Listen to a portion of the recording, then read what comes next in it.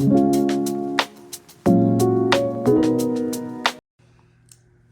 my friends. I know, it's been a while. Remember me? My name is Anna and I am the maker and creator behind Quack Crochet. And it has been a hot minute since I have seen you, since I've spoken to you, since I've released anything. And there's lots of reasons for that. And I won't dive into the nitty gritty of it. Needless to say, life was lifing. There were so many different life changes that were happening in my world. And it just got the better of me, right? This is the 2025 was my first official year with Quack Crochet. It was my first year as a small business owner, so it was a lot of figuring things out. It was my first year trying to do content creation, so there was a lot of doing that. And then I know I had spoken a little bit in 2025 about just how there were some life changes. And so I went from working 2 years at home to transitioning to a job where I was working full-time in an office, and my daughter started school and there was commute with that. So I said I wouldn't get into it, and here I am getting into it. But essentially, suffice it to say, things got busy and I do not think I was adequately prepared for that. On top of that, it was my first official busy market season. On top of all of that, it was my first official busy market season. So I had done small markets throughout the spring, and then the summer just kind of took a lull. But we all know, or well, you all know as crocheters and crochet creators and things like that, that the fall into Christmas time is really busy market season. And that was something I was just finding out. But I am back. It is 2026, which is crazy to say because I feel like 2025 had literally just started and all of a sudden we were in a brand new year. And in keeping with that, I thought it would be kind of nice to talk about what the goals are for 2026 and even a little bit of bucket list, things that I would like to do kind of on my bucket list in terms of crochet. By the way, if you are new here, welcome to the Quack House. And if you are a returning friend, returning watcher, subscriber, welcome back. It is so nice to see you again. I've really, really missed doing content creation and doing all of this and being a part of this community. I just had to take a break, for my mental health and to figure things out. I just really had to take a break. And so I'm grateful that I did that. But I am here. I am rejuvenated. I am ready. I have some new tools that I invested in. And hopefully I will have the opportunity to invest in a few more. And that kind of goes into talking about all of my bucket list things. So without further ado, let's just get into that, right? So I am a firm believer when it comes to goals that if you have fewer goals, but they are more substantial, then number one, you set yourself up for success, right? Because you're not spending the next 365 days just trying to achieve an insurmountable number of things, I guess, for lack of a better term. But you've got fewer goals and you have goals that are more substantial, or they mean more, or they were thought out a little bit more. And so you're still accomplishing quite a lot. So I've got really 5-ish goals for the business and for creation and things like that. And of course, this is not in addition, or this is in addition to rather, my regular life goals that I have on the side, for me personally, for me as a mom and as a wife and things like that. So these goals that we're going to talk about today are purely business. They're purely related to Quack House and to crochet. So my first goal for 2026 is just get more on Etsy. And essentially what I mean by that is to put more listings on Etsy, to be better about uploading products to Etsy, and not just, being so lazy about it. Because if you are on Etsy, then right? There's a bit that goes into it. So it's not just actually creating the items. It's also trying to figure out like what is worth it to put on there, because not everything is worth it to put on there. If you are a seller on Etsy, then you know. And if you're not, maybe you do know. Maybe you're not a seller on Etsy because you know the fees are insane. So it doesn't really make sense to put like a $10 item on there or a $12 item on there necessarily, because it's going to dig so deep into your profits. At least for me, it doesn't, right? Because then you got to factor in shipping and shipping materials and all of that stuff. Being lazy, right? Because first of all, like just trying to figure out what will work on the Etsy shop. But then once you actually figure all of that out, it's, you know, trying to figure out dimensions, trying to figure out what it's going to weigh when you ship the item, because you have to kind of factor all of that in, because it speaks, or it helps a customer figure out what their shipping costs are going to be when they order this item from you. And if you do that wrong, it's going to give them either too high or a too low shipping amount. Obviously, if it's too high, it may dissuade them from purchasing the item. If it's too low, then you're going to eat that cost, right? So really getting more on Etsy, just trying to be more familiar with it, not being so lazy, trying to figure all of that out, trying to, you know, just get off my butt and take the pictures and put in all the info. It seemed really daunting in 2025 when I was trying to like figure all of this out, plus figure out markets, plus just live life. And so for 2026, it's really a goal of mine to kind of like dig down and find a system where I can get more products on Etsy. Because when I've gone to markets, even in-person markets, a lot of people have been like, are you on Etsy? Can I find you there? And I tell them like, yeah, I'm there, but you'll see more stock here in like the regular markets, or in like the in-person markets that I'm in. Even like having them go to my store if they've come from a market and seeing like 5 items on my shop, like that's not the experience I want them to have. So getting more on Etsy, just putting more products out, maybe having monthly or quarterly drops or seasonal drops, right? And being able to drive more traffic to Etsy, so that I can establish that online store presence. And then maybe eventually I can move towards like my own website or my own domain. So something like, you know, making my Square shop, or establishing a Square shop or a Shopify store or something like that. But for me, just at the stage that I'm at, most of my sales are driven through markets. Most of my sales are driven through like word of mouth or people that I've met at markets. So that is, you know what I mean? Essentially, my goal is to just kind of build my online presence, and I'm going to use Etsy to do that regardless of the ridiculous fees, because just for the stage that I'm at in the business, that's what makes sense for me. Number 2, I think I can do it. So number 2 deals with YouTube, and that is to get 1,000 subscribers. 1,000 subscribers by December 31st, 2026. That's the goal. I'm being realistic about it. So I have 300 something subscribers right now, and I'm so grateful for them. I'm also very grateful that in the hiatus I took, I didn't lose any followers or I didn't lose any subscribers, right? But the goal this year is going to be to get to 1,000. And I think that means also getting monetized. If that happens, if that portion of it happens, then great. But I really love the interactions that I have. I enjoy the people that I've met via this online community. Some of them are local to me, or they have become local to me, which is really exciting, because that means I'm now going to be in closer proximity to people, like-minded people who enjoy this as much as I do, who I can learn from, who I can talk to, who I can commiserate with about things like Etsy fees.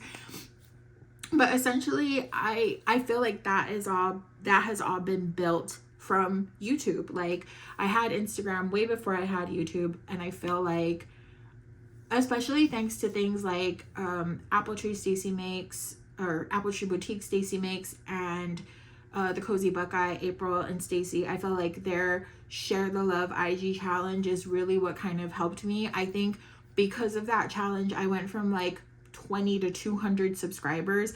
And then I was like brought up on Tracy's radar from Travel Crochet, and she integrated me into Crochet Roulette 2025, which was so much fun. And from there I grew even more, and so I just like love it. It was so exciting to me. Creating content is really fun and exciting to me. And now that I have a little bit better of an idea of like what that all entails and what it looks like behind the scenes, I would really like to kind of dig in and focus more efforts on YouTube. And what that means in terms of like getting to this goal, right, is establishing a better schedule for myself and for content creation. It's being more mindful about what I'm doing throughout the week so that I recognize opportunities to film, and recognize opportunities to share things like within the community, just to be like, as I'm sitting down and crocheting, being like, oh, you know what, this would be like a cool thing to share, like when I'm struggling with this thing, or when I have a certain thought about something, or when a pattern idea pops into my head, right? But just being more cognizant about what scheduling looks like, about pre-planning content, because that's another thing that kind of killed me, was I would go through a week and be like, oh, what am I going to film this week? And so just being more mindful about like trying to plan out content, I think is something that will help me with that goal. But yeah, 1,000 subscribers, which means no more randomly disappearing from YouTube for 3 to 4 months. I'm also realizing that even though I had notes and I did my best to like think about what I was going to say, that this is getting kind of rambly. So this is going to just be like a nice chatty little vlog video thing. So goal number 3 revolves around pattern design.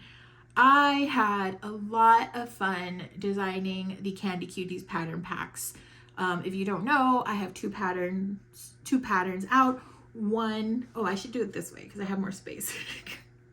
One is the Candy Cuties, which are just round candies, and there's some different variations there. And then the second one is Toots and Bubs.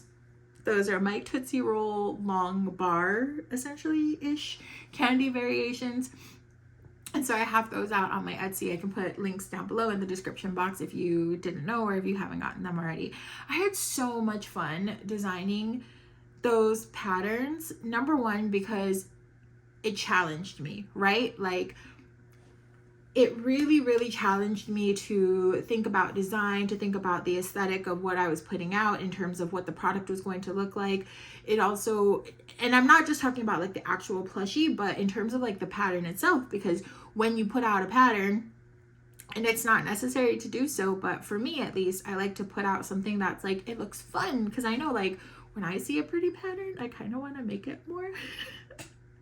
So it's really, really like fun to like put that all together. It's something that I have done in my past, is like kind of like layout and design in some of the jobs that I've had. And so to be able to carry that over into this new like venture of my life has been a lot of fun and kind of reminiscent of my old days. But so yeah, it really challenged me to think of like, what do I, not only like what do I want the plushie to look like, but like what do I want the pattern, like the actual PDF pattern to look like, so that it draws people in and that it's aesthetically pleasing and that people like it and things like that. The other thing that it like that really felt rewarding to me was that for the first time, right, I was taking all of these techniques that I had learned from other patterns, or taking all of these ideas I've had or things that I've learned from troubleshooting my own makes off of other people's patterns, and then trying to apply that to what I was currently making. For me, right, like having those challenges and then figuring it out, overcoming it, it's like, man, that dopamine just hits when you start crocheting something brand new and then you see the finished product and you're like, dude, this is so cute, or you know, or you get through that like really challenging part, or you even like make something that you've never made before. It just like that dopamine hits because it was a challenge. It was not necessarily a struggle, but it was like something new and it was something unfamiliar, and you tackled it and you got it done, and now you have this beautiful product to show for it. When I don't when I can't figure out the thing that I'm trying to figure out, it frustrates me. But when I'm able to successfully get past those hurdles, it is such a thrill. And then I got really, really excited to like share that with people and to bring something to the community, because that's the other thing, right? Is I feel like there are so many amazing people who design patterns, free, paid, you know what I mean? They design these patterns, they put out this content. And for me in 2025, what that meant was that I was able to take all of that hard work that they put out and apply some of my own hard work by actually like creating those items. And when I hit a really rough spot because I had lost my job, I was able to take that and generate some kind of income for my family. I am so, so, so appreciative of people who create and put out and then allow other creators to go and to make profit and to sell their creations off of the patterns that they have produced, because you will never know it. Maybe you do, but I don't think you ever stop to realize, like, while you're creating that pattern, that you are essentially giving somebody a tool to help like sustain or enhance their livelihood. So thank you to all of you. And I want to bring some of that to the table as well. You know what I mean? Like this community has given me so much that for me, pattern designing isn't just about overcoming the challenges and like pushing myself to do something that's kind of hard for me. It's also about wanting to be in a space where I can contribute to a community that has given so much to me. So 5 patterns for the year. That's my goal. 5. I've got 1 in the works. I might throw it out the window because it is so challenging. You may never see it. That's why I'm not going to tell you what it is. It may never see the light of day because it is pushing me. But 5 patterns for the year. That's my goal. Goal number 4. Now, this is something that really has to do with like business administration, and that is to keep better records. I watch Chris from the Enchanted Skein, and she blows my freaking mind. Not just with how talented and how ingenious she is with her creations and how she modifies creations to just be. Have you seen her Cindermint dragon? The dragon that she made for Christmas where she's putting lights in it. This woman is phenomenal, okay? If you are not a subscriber to the Enchanted Skein, you need to go over there right when you're done watching this video and click the follow and subscribe button on her channel. But anyway, she is so good about breaking down numbers and about being very conscious about what things cost her to make, what she has profited from markets, the numbers that go into all of her creations and all of the different aspects of her business, and what that means just overall for her business. And I think that's phenomenal. Now, I am not a numbers person per se. I really, really struggle with understanding like all of that stuff, but I do understand how important it is to keep records for a business. You want to know if you're being profitable, and you know, just at the end of the year or at the beginning of the next year, like tax season is coming up soon, so I have to keep better records because I'm going to go to an accountant, and I would be very, very embarrassed if I was just shoving a whole bunch of like Michael's receipts at him and being like, thanks, and having absolutely zero idea of how in the red I am or if I actually made a profit. So goal number 4 for 2026 is to keep better records, and not just keep better like financial records, but I also kind of want to keep better records of things like, how many markets did I do this year? What was my profit?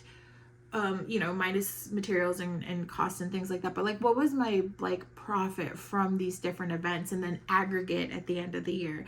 I also want to keep kind of records of things like, how much yarn did I use? And I don't have any intention of doing like every single month, this is how many skeins of yarn I used or whatever. This is how much yarn I used, just because I think that for me would be a little bit tedious. But I have started to just kind of log in between my notability and between keeping like the wrappers, like just trying to find a system of how much yarn I've used throughout the year, because there's a lot of yarn that I have that's like semi-used or partially used and it doesn't have the wrapper anymore, so I have to find another way to account for that. But you know, just like fun things like that, because I think at the end of the year it'd be kind of fun to be like, oh, this is, I did use quite a bit of yarn, or maybe I should stop buying so much yarn because I don't seem to be turning it out as much as I think I am. But yeah, so just overall keeping better records. Those are like the 4 really, really big goals that I have for 2026. And so what I'll do is I'll keep this in my notability, and then at the end of the year, maybe we can look back at it and we could see how well I did in 2026. Another kind of quasi goal that I have, it's not really a business goal, but it is related to crochet, is that I want to try to make more non-amigurumi things. So I had really, really fun time making a sweater. So I made a sweater for my daughter, just like a pullover sweater for my daughter. And then I made kind of like a matching one for my best friend's daughter. I'll pop a picture in here. Sorry, the screen mirroring thing is like confusing to me, and I'm already a not very coordinated person, but I will put a picture in here. I made some matching sweaters for my daughter and for my bestie's daughter. That was a lot of fun. It was a lot of fun because it was just like, at some point it became a very mindless project and I could just like work rows and rows and rows and rows without having to think about it. And also it was nice because literally all I needed to work on that project, I mean, other than my pattern, was a yarn and a hook, right? And that was all I needed to work on it, like as I was on the go. And so having some projects like that to like continuously work on seems like it would be a lot of fun for me. So kind of sprinkled in there, goal number 5-ish is just to do more projects that are non-amigurumi. I've got a few things in mind that I want to do. I started on one of those like bouquet blankets last year. I would like to finish that.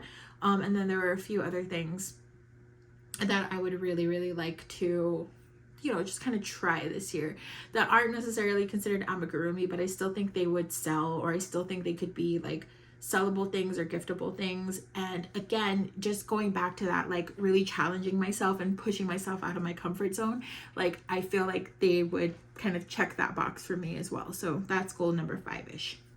And kind of speaking about that bouquet blanket and things I would like to do this year in terms of crochet, I do have, or something else I wanted to share with you really quickly in this video, is my 2026 pattern bucket list. So these are patterns that I have in my collection that I have not crocheted yet. Either I didn't get the chance to, or I didn't have the time to, or just for whatever reason I didn't get to it, right?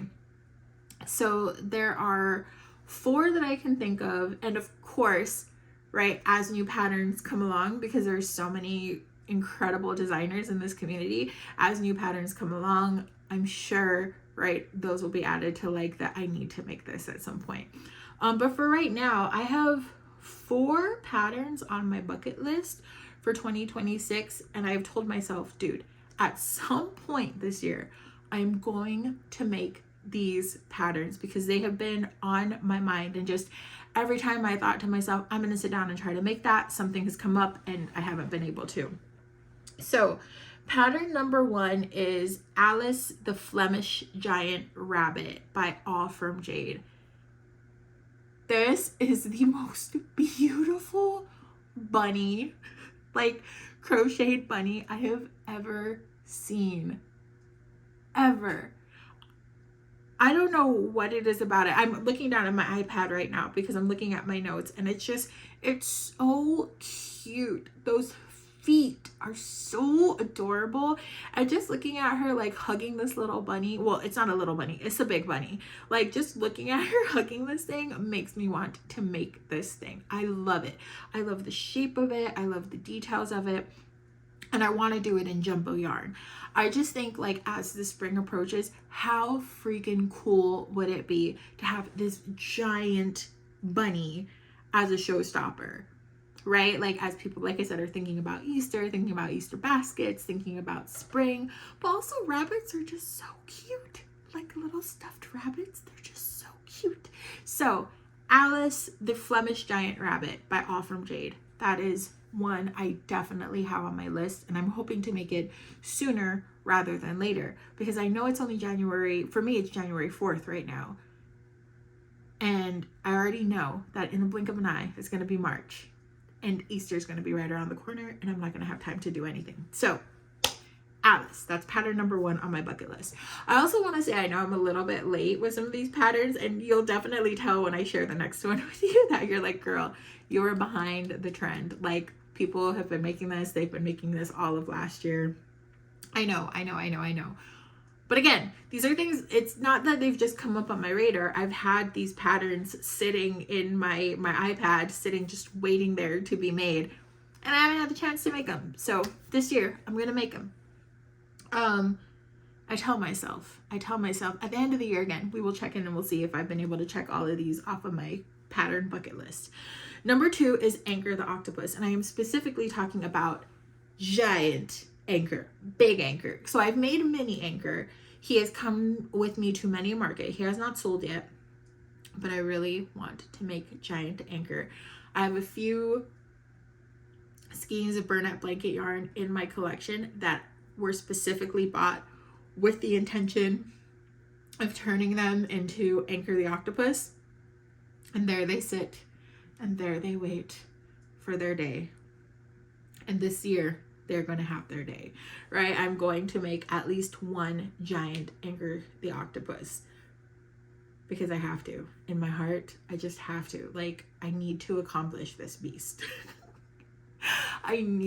And I just want him. Like, I want him to be back here as I eventually clean up the mess that's sitting on top of my yarn storage. So Anchor the Octopus by Humble Child Co.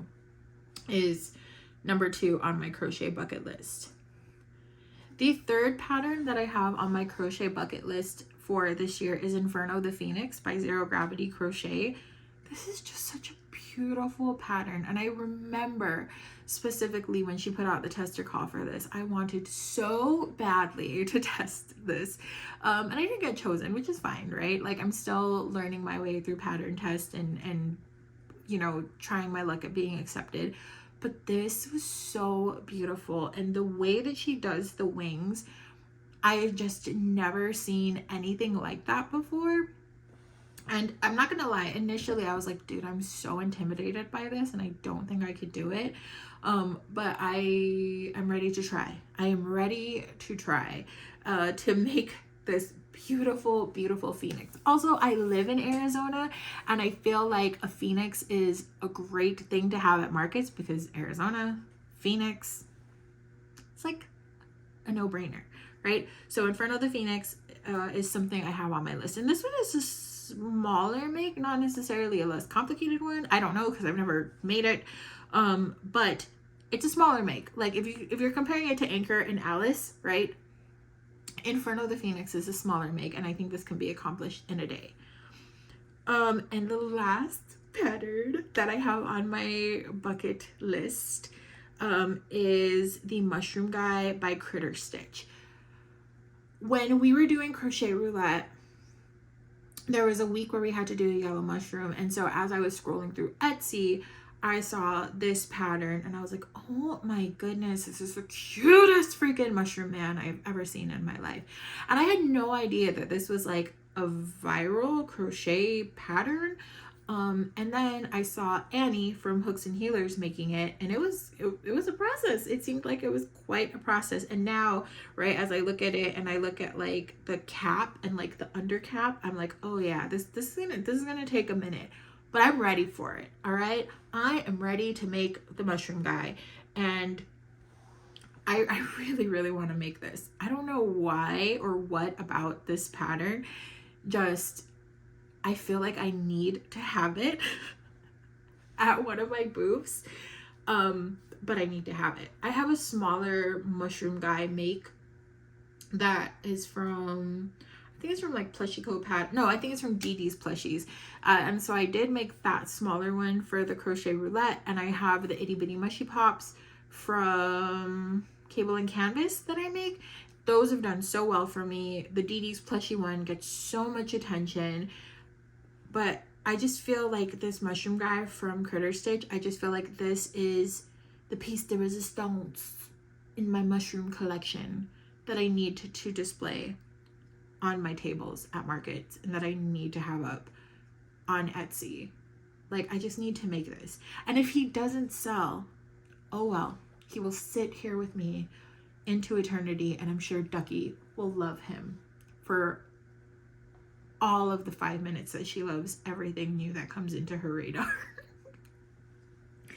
And that's really it. Like I said, when it comes to like goals and planning and seeing things out, I'm a firm believer in small but substantial, like quality over quantity kind of thing. So 4 big patterns on my bucket list, and 4, 5-ish goals that I want to carry out for 2026.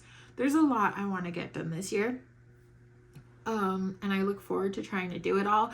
But as I really sat down and tried to reflect on like what happened last year, you know what I mean? And just kind of like towards the end of the year, the little like flux of burnout, I guess, that I experienced, it was like, okay, what is attainable? Again, on top of all the other things I want to accomplish as a mother, as an employee, as a wife, all of those things. The other thing is that we will be moving house in March. So the background's going to change, and maybe we'll make that a whole like episode 2 one day of like, you know, moving into the new house and setting up the new craft room or the new craft area. I don't even know if we'll be moving into a house where I can accommodate a new craft area, but I mean, let's be real. We're gonna have a craft area. We could have a studio and we're gonna have a craft area. But yeah, there's so much coming in 2026, and I really want you all to be a part of that with me as I figure things out. So lots to come in the new year, regular uploads where I'm not vanishing for 2 to 3 months without telling you.